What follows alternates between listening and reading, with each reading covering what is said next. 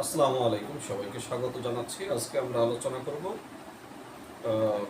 বীর উত্তম, বীর বিক্র বীর বীর বীর উত্তম, বীর মুক্তিযোদ্ধা, শহীদ প্রেসিডেন্ট রাষ্ট্রপতি জিয়াউর রহমানের যে 5টি বিষয় তাকে আলোচিত করেছিল, সমালোচিত করেছিল, সেই সাথে বিতর্কিত করেছিল। এই 5টি বিষয় নিয়ে আমরা আলোচনা করব।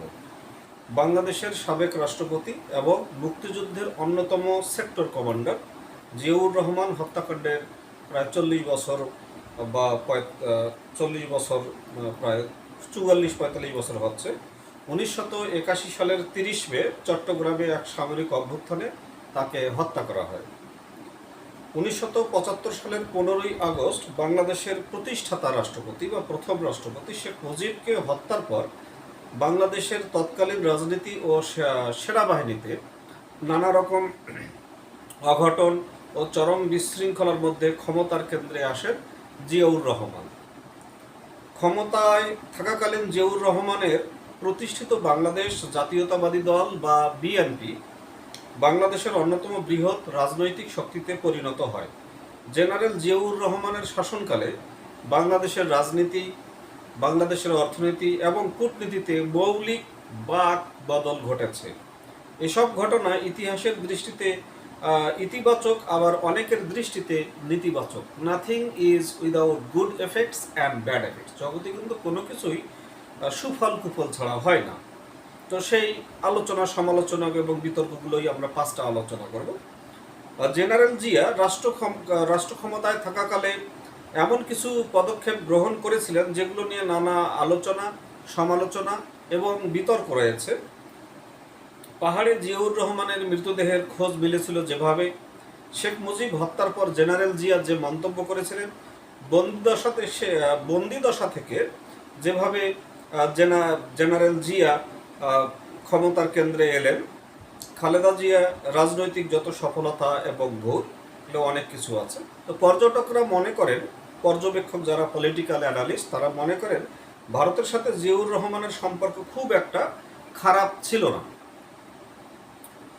বহুদলীয় রাজনীতির প্রবর্তন জিয়াউর রহমান বাংলাদেশ স্বাধীনতার পর প্রথম করেন। তো জিয়াউর রহমান ক্ষমতাসীন হওয়ার পরে বাংলাদেশে একদলীয় শাসন ব্যবস্থা থেকে বহুদলীয় রাজনীতিতে ফিরেন। বহুদলীয় রাজনীতির প্রবর্তনের ফলে তৎকালীন বাংলাদেশে একটা মৌলিক পরিবর্তন আসে। এর ফলে ধর্মভিত্তিক রাজনীতির পথ উন্মুক্ত হয়। বাংলাদেশ স্বাধীন হবার পরে 1972 সালে ধর্মভিত্তিক রাজনীতি নিষিদ্ধ হয়েছিল, কিন্তু জিয়াউর রহমানের বহুদলীয় রাজনীতিতে ফিরে আসার নীতির কারণে ধর্মভিত্তিক দলগুলো সেই রাজনীতি করার সুযোগটা লাভ করে।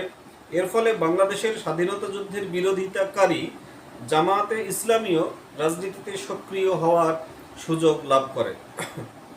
বিষয়টি নিয়ে বাংলাদেশের অনেকের মধ্যে তীব্র বিতর্ক রয়েছে।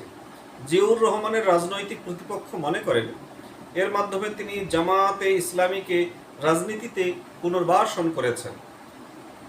জিয়ার খেতাব বাতিল নিয়ে বিএনপি কি করতে চায়, জিয়ার বীর উত্তম খেতাব বাতিলের উদ্যোগে আওয়ামী লীগের লাভ লোকসান,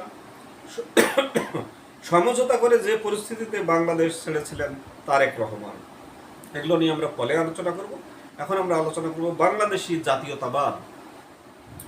বাংলাদেশের মুক্তিযুদ্ধ এবং পরবর্তীতে স্বাধীন বাংলাদেশের সংবিধানে জাতীয়তাবাদের ভিত্তি ছিল বাঙালি বা বাঙালি, কিন্তু জিয়াউর রহমান ক্ষমতাসীন হবার পরে বাংলাদেশি জাতীয়তাবাদ নামে নতুন ধারা চালু করেন এবং সংবিধানে সেটি অন্তর্ভুক্ত করেন।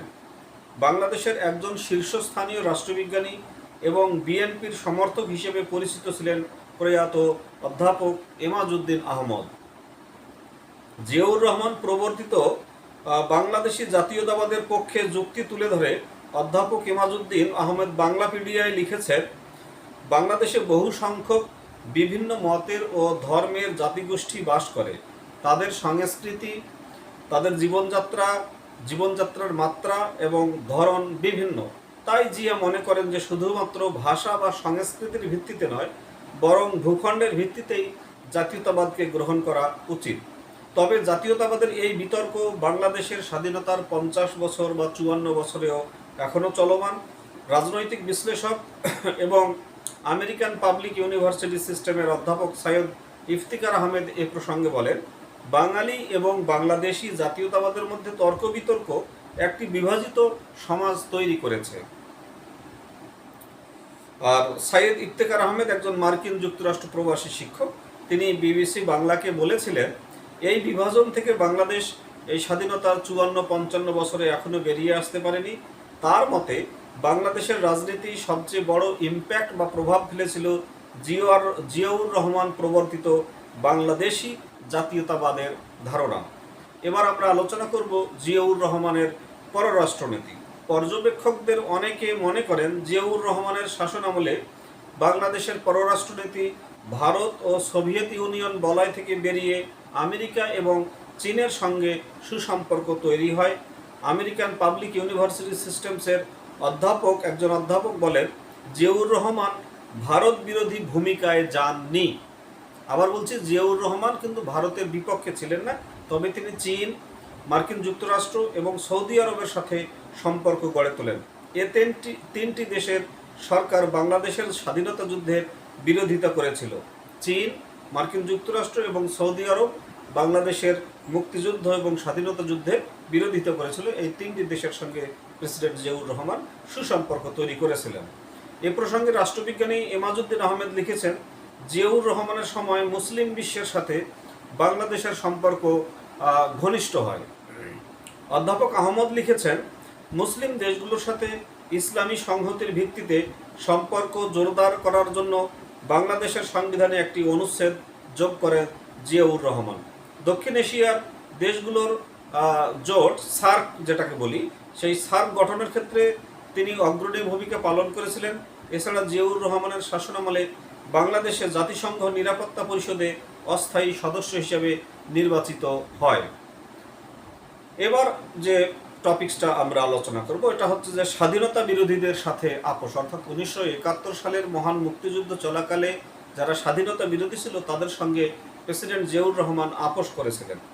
জিয়াউর রহমানের শাসনামল নিয়ে যে অভিযোগটি সবচেয়ে বেশি সেটি হচ্ছে, যেসব ব্যক্তি বাংলাদেশের স্বাধীনতার রাজনৈতিক বিরোধিতা করেছিল কিংবা পাকিস্তান সরকারের প্রতি অনুগত ছিল তাদের মন্ত্রিসভায় স্থান দেয়া।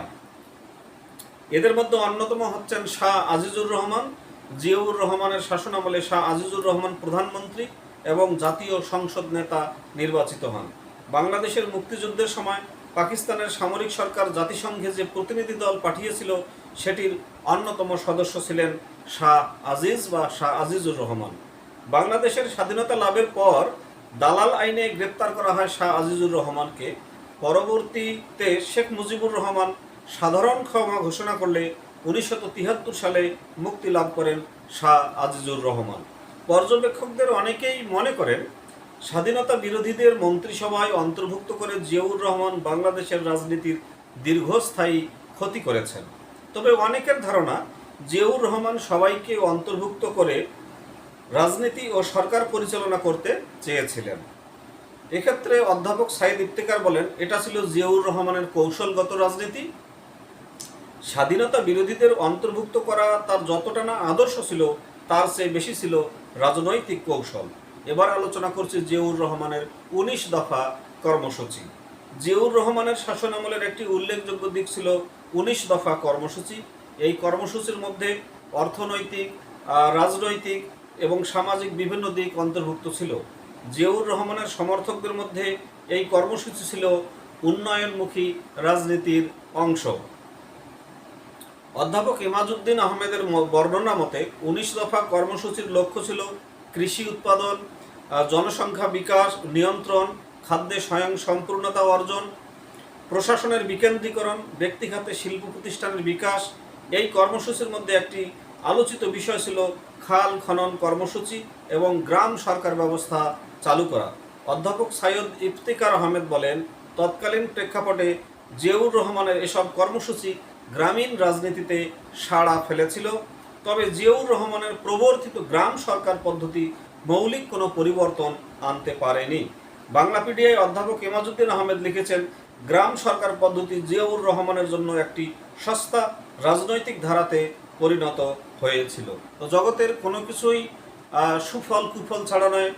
সাবেক রাষ্ট্রপতি, বীর মুক্তিযোদ্ধা, বীর উত্তম, জেড ফোর্সের কমান্ডার, মুক্তিযোদ্ধার কমান্ডার শহীদ রাষ্ট্রপতি জিয়াউর রহমানের শাসনামলও যেমন আলোচিত হয়েছে তেমনই হয়েছে সমালোচিত এবং বিতর্কিত হয়েছে। কারণ একটা দেশ চালাতে গেলে এখানে আলোচনাও হবে, ভালো কাজ করতে গেলে সমালোচনা হবে, কিছু বিতর্কের জন্ম হবে। এটাই বাংলাদেশের রাজনীতি। সবাই ভালো থাকবেন, সুস্থ থাকবেন। আসসালামু আলাইকুম ওয়া রাহমাতুল্লাহি ওয়া বারাকাতুহু।